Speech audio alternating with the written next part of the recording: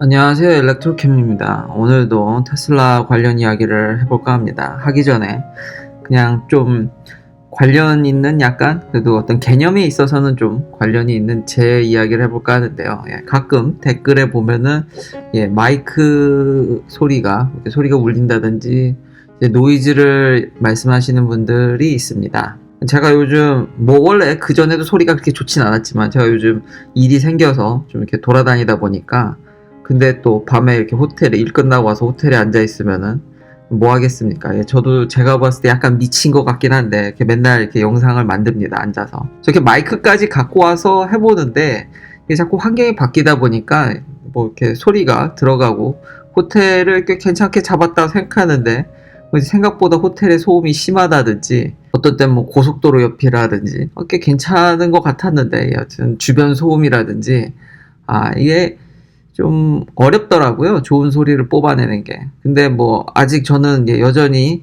유튜브는 취미 영역이고 저는 본 직업이 따로 있습니다. 직장인입니다. 그래서 그냥 편하게 그래도 그냥 이렇게 그런 좋은 비판적 조언도 있지만 그렇게 생각하실 수 있구나 하고 항상 넘어갔는데 하루는 그래도 그냥 어떻게 하면 그냥 한번 좋은 소리를 낼 수 있나?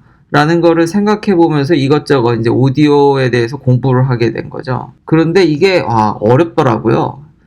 왜 이래서 사람들이 장비 타령을 하고 개인 스튜디오를 꾸미려고 하고 좀 더 이렇게 제한된 공간을 만들려고 하는지를 알게 됐습니다. 전에는 일도 그런 걸 신경 쓰지 않다가 그러니까 좋은 쪽으로 생각하면은 제 이런 시야가 계속 확장되는 거죠. 어쨌든 정보 전달이 목적이지만 영상이란 걸 만들다 보니까 제 전문 분야가 아닌 데까지 이렇게 확장하게 되는 참 이 채널을 운영하면서 배울 수 있는 게 많은 것 같습니다. 이렇게 필터를 한다든지. 근데 결국은 이렇게 소음이 많아지면은 저 맥북 프로에 2017년형인데 그래도 터치바가 처음 나온 그냥 그 내부 마이크에 보면은 앰비언 노이즈를 줄여주는 기능이 있습니다. 그걸 넣으면은 신기하게 또 주변 소음이 다 날아가더라고요. 이래서 맥북 하는 건지 성능 외적인 면으로 애플이 참 신기하게 만든 것들이 많다라는 것도 이 기능을 저 노트북을 지금 저는 4년째 쓰고 있는데 처음 써봅니다. 이렇듯 계속 뭔가를 하면서 확장되는 느낌? 참 배운 게 참 많아지는 것 같습니다. 저 역시도 이 채널을 배우면서 정말 이런 확장되는 그래서 구독자님께 이렇게 부족한 영상 항상 이렇게 많은 그럼에도 불구하고 더 좋은 소리들이 참 많을 텐데 그럼에도 불구하고 이 많은 분들이 이걸 왜 보실까? 참 항상 그래서 감사드립니다. 아무튼 이제 개념이 확장된다는 건데 오늘 그런 생각을 하다가 그쵸. 또 구독자님께서 이 좋은 댓글들 저는 많은 분들의 의견을 다 수용합니다. 세상에는 참 다양한 의견들이 있고 거기 보면은 배울 만한 점들이 많기 때문에 이게 제가 비유를 할 때 그 애플 칩, 시스템온 칩으로 했는데 참 구독자님들 보면 전공자들도 꽤 계신 것 같습니다. 참 세상에는 참 다양한 사람들이 많고 지식의 깊이도 참 다르다라는 게 그쵸. 좀 비유가 적절하진 않았던 것 같습니다. 전공자들이 보면 시스템온 칩이랑 시스템온 웨이퍼랑은 또 다른 얘기니까요. 그리고 이거는 완성된 칩을 이제 모으는 거니까. 근데 제가 그때 전달하고자 하는 메시지는 패키징이 중요하다라는 거죠. 그러니까 본 게임이 잘 안 되니까 작게 만드는 게 막 회사마다 막 3나노 가네 마네 하지만 실질적으로 보면 수율이라든지 이제 작게 만드는 게 그렇게 쉽지 않습니다.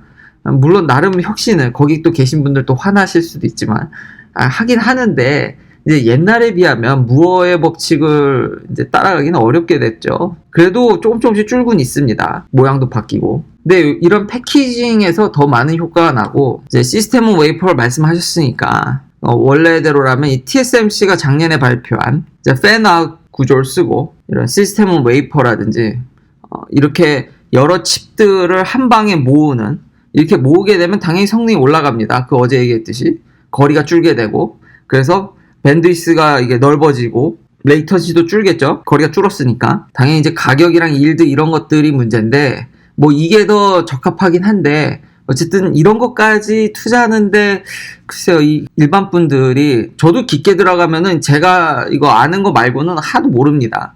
근데 거기까지 알 필요가 있을까? 근데 어쨌든 메시지는 본 게임이 힘들다 보니까 자꾸 이제 합치는 거죠. 합치고 이제 개념이 확장돼서 이게 지금 테슬라의 뭐랑 더 비슷할까 생각을 해보니까 애플의 M1보다는 역시 이런 테슬라 장기인 스트럭처 배터리죠. 구조 배터리. 이게 더 비유가 적절할 것 같습니다. 셀 자체 에너지 덴시티를 올리기가 워낙 어렵다 보니까 이제 본 게임에 집중하는 게 아니라 이제 옆에 이제 계속 그런 와이어링을 줄이고 배터리 팩에 그런 것들을 자꾸 이제 덜어내서 성능을 향상시키는 거죠. 그러니까 배터리만 공부하다가 이제 배터리 발전이 더뎌지니까 주변을 이제 포섭하는 흡사 진짜 이런 것과 비슷해지는 것 같습니다. 그러니까 반도체 패키징과 이런 배터리 있어서 스트럭처 배터리. 그러니까 테슬라가 하는 스트럭처 배터리뿐만 아니라 이제 학계 연구 논문들을 몇 개 찾아보니까 아니 많더라고요. 이미 많이 좀 하고 있고 예를 들면 카본 파이버를 써서 이제 리엠버스를 해서 이 배터리 자체를 자동차 바디로 쓰는 거죠. 바디이자 이제 배터리가 되는. 그래서 카본 파이버를 쓰게 되는. 그러면 좀 강성이 올라가니까. 그래서 그런 것들의 테스트 이런 것들을 리튬 이온 배터리와 뭐 카본 파이버도 카본이죠. 근데 에너지 덴시티가 좀 설령 줄을지언정 뭐 성능이 좀 떨어질지라도 만약에 차의 어떤 강성을 대체할 수 있다라면 아직 그러니까 이론적입니다. 또 이거 보면 막 야 이거 배터리 터지면 어떡하냐 이런 아이디어도 있다라는 겁니다. 실제로 지금 테슬라가 일부 그걸 차용해서 지금 결국 하고 있는 거니까요.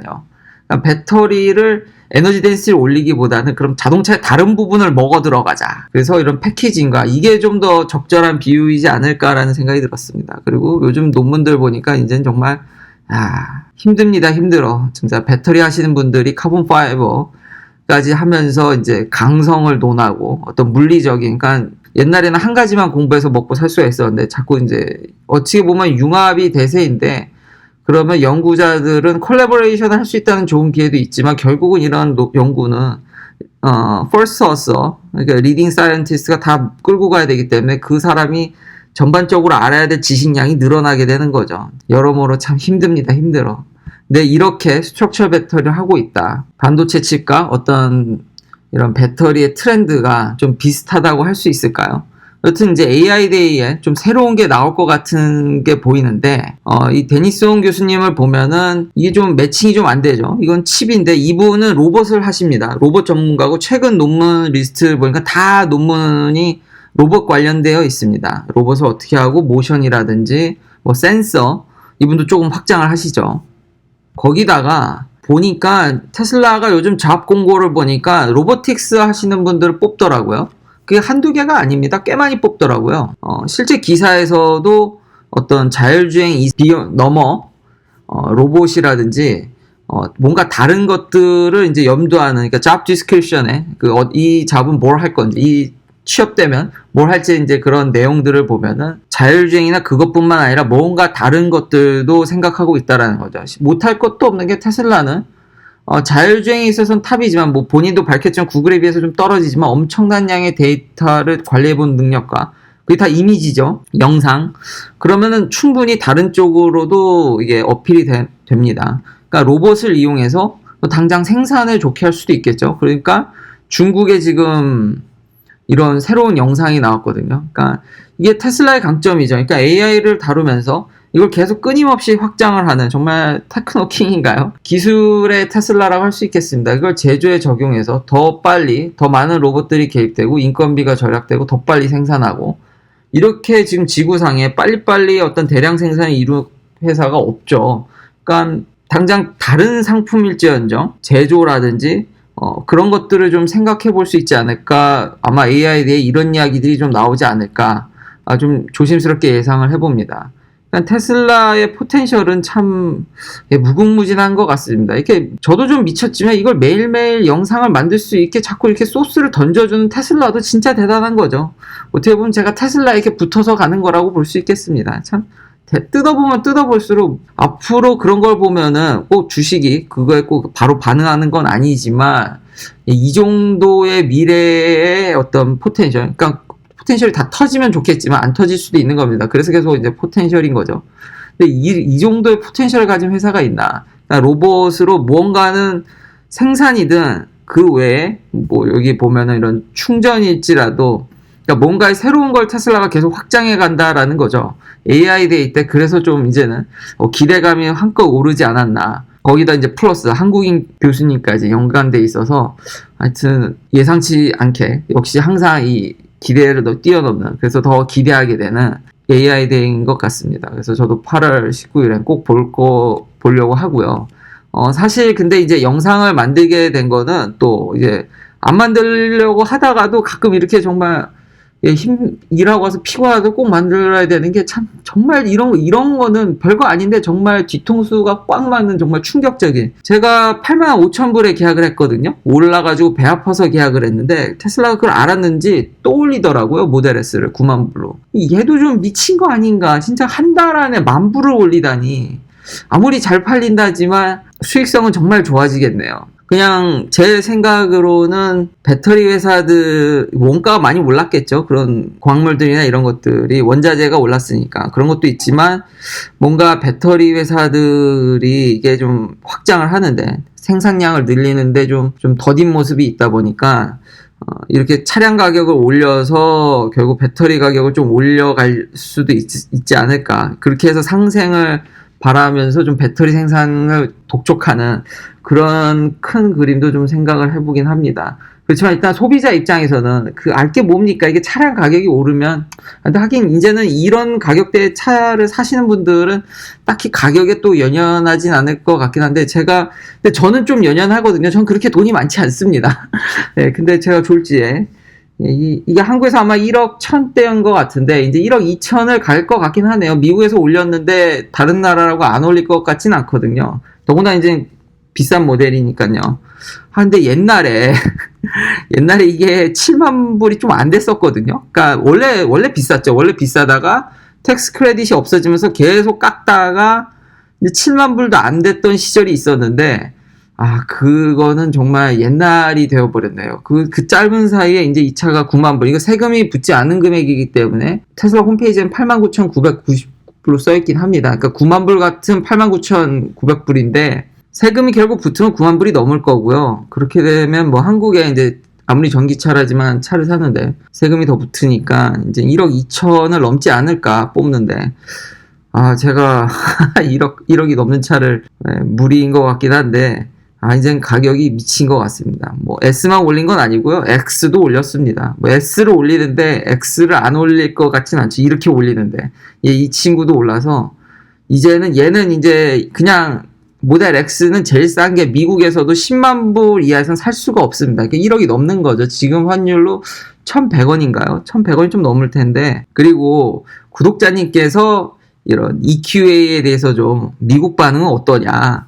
한국은 정말 인기가 이게 많다고 전해주셨는데요. 알려주셔서 정말 감사드립니다. 항상 그렇게, 그리고 매일매일 댓글 안 다셔도 되는데 너무 다들 감사드리고요. 이렇게 부족한 영상.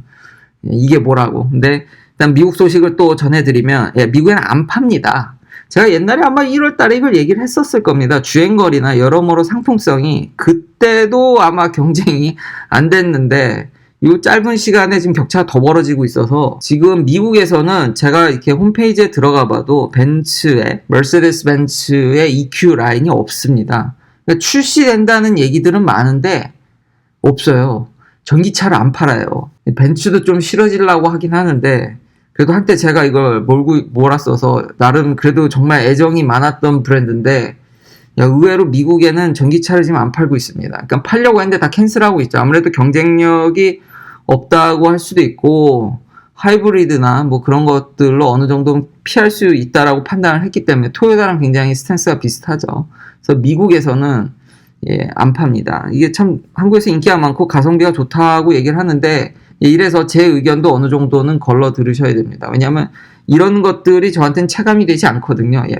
지금 올해 초부터 출시한 애 만에 계속 얘기만 있고 아직까지 제가 홈페이지 들어가 보니까 출시가 전혀 안 돼 있습니다. 마지막으로는 파나소닉이 결국 뭐 이것도 계속 나오던 얘기인데 확실히 이제 못을 박은 거죠. 이제 배터리를 증산하는 걸로 기가팩토리 네바다에 있는 거를 이제 증산해서 한 40기가와트 가까이는 될 것 같습니다. 그리고 2170을 생산할 것 같긴 한데 파나소닉도 4680을 굉장히 많이 테스트하고 거의 뭐 완성에 가까웠다고 계속 뭐 얘기를 하고 있으니까요. 일론 머스크의 어떤 발언이나 이런 걸 고려했을 때 4680이 되지 않을까.